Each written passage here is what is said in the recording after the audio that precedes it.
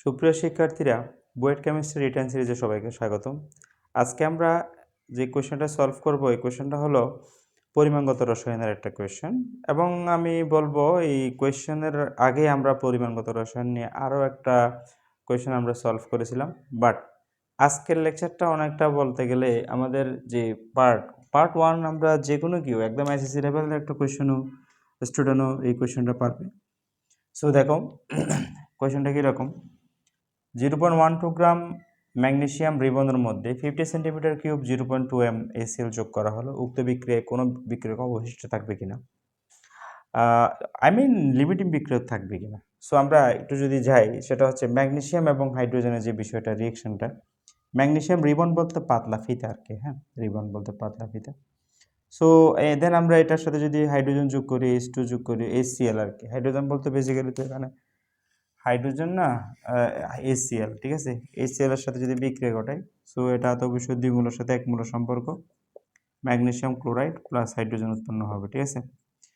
So এখানে আমাদের যে ম্যাগনেসিয়াম ইউজ করলাম, ম্যাগনেসিয়ামের অ্যামাউন্ট কত, ম্যাগনেসিয়ামের মোল সংখ্যা যদি আমরা বের করি, W/m, এটা প্রদত্ত ভর হচ্ছে 0.12 গ্রাম, আর আণবিক ভর হচ্ছে 24 গ্রাম। ক্যালকুলেশন করলে কত মোল হয় সেটা আমরা একটু বের করি। সেটা হলো এরকম 0.12 ডিভাইডেড বাই 24। ওকে, তাহলে সেটার কত মোল, 0.005 এত মোল। সো আমরা ম্যাগনেসিয়ামের কত মোল ইউজ হয়ে গেল সেটা বের করলাম। এখন আমাদের দেখো এখানে যে বিষয়টা দরকার, সেটা হলো হাইড্রোজেনের মোল সংখ্যা কত। যেহেতু আমরা ঘনমাত্রা মিনস হচ্ছে কত, n/b। সো n মিনস হচ্ছে কত, এসি আমরা কত হবে, ঘনমাত্রা টাইমস বি। আচ্ছা, ঘনমাত্রা হচ্ছে 0.2 m। আচ্ছা, আর ভি হচ্ছে কত, 50 সেন্টিমিটার কিউব, 50 ডিভাইড বাই 1000, এটাকে আমরা লিটারে নিয়ে যাব। ওকে, তো 0.05। সো ক্যালকুলেশন করলে আমাদের যেটা আসে সেটা হচ্ছে কি, এটাকে আমি যদি কি করি, 0.2 দ্বারা একটু গুণ করি, তাহলে ক্যালকুলেশন করলে 0.01 মোল। আচ্ছা, তাহলে এটা কিসের, এটা হচ্ছে HCl এর। HCl কত মোল এখানে বিক্রিয়া করবে, এত মোল বিক্রিয়া করবে। এখন আমাদের এই বিক্রিয়া অনুসারে তাদের মধ্যে সম্পর্ক হচ্ছে 1:2। That means 1 mole magnesium equivalent to হচ্ছে কত, 2 মোল HCl, বা 2 মোল আমরা হাইড্রোজেন বলতে পারি। আচ্ছা,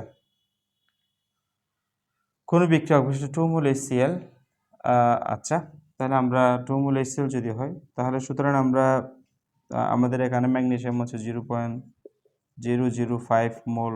ম্যাগনেসিয়ামের জন্য কত লাগবে, 2 টাইমস 0.005। ক্যালকুলেশন করলে কত হবে, 2 টাইমস 0.005, ক্যালকুলেশন করলে 0.01 মোল, 0.01 মোল।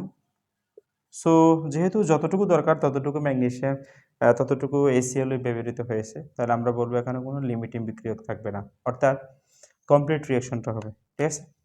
সো দ্যাট মিনস এখানে কোনো বিক্রিয়ক অবশিষ্ট থাকবে না। সো আশা করি এটা বোঝা গেল। এখন আমাদের জন্য যে জিনিসটা দরকার সেটা হলো এইরকম, যে দেখো এখানে আমাদের উৎপন্ন হাইড্রোজেন গ্যাসের আয়তন কত হবে।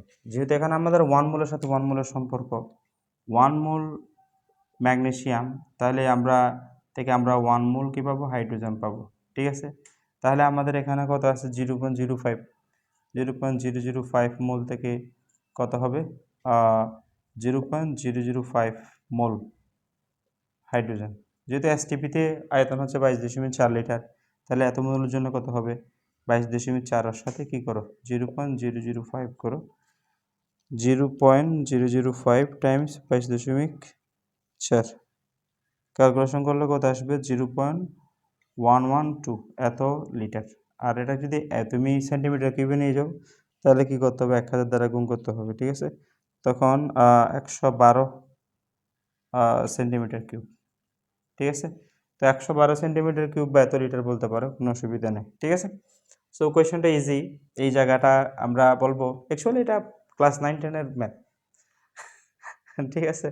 তো আমাদেরকে ইঞ্জিনিয়ারিংয়ে দিয়ে দিছে। সো আশা করি পারবে। ওকে, ধন্যবাদ সবাইকে। আসসালামু আলাইকুম।